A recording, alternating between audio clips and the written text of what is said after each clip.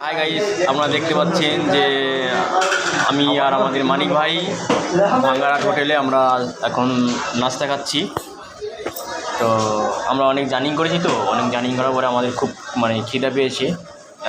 এখন এখান থেকে এখন নাস্তা খেয়ে যাব বড়ুয়া দত্তবাড়ি। আমার এক দীপঙ্কর ভাই আছে, তাদের বাড়িতে সে ফোন করেছিল।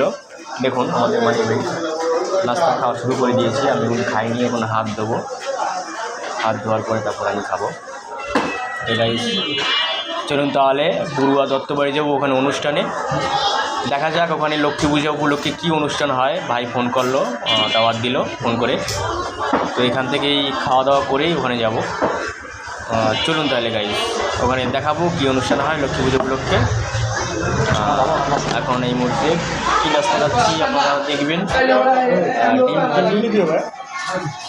ডিম ভাজি আছে, আপনার সানা আছে, আর রুটি 2 পিস করে নিয়েছি, বেশি খাবো না। চলুন গাইস, ভাই কিছু বলো। আর আমার কিছু বলার নেই, সবার সময় বলার নেই।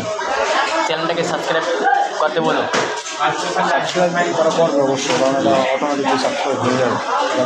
করার জন্য অবশ্যই আপনার যদি ভিডিওটা যদি ভালো লেগে থাকে চ্যানেলটাকে সাবস্ক্রাইব করবে, লাইক করবেন, বেশি বেশি করে শেয়ার করবেন। ওকে চলুন গাইস।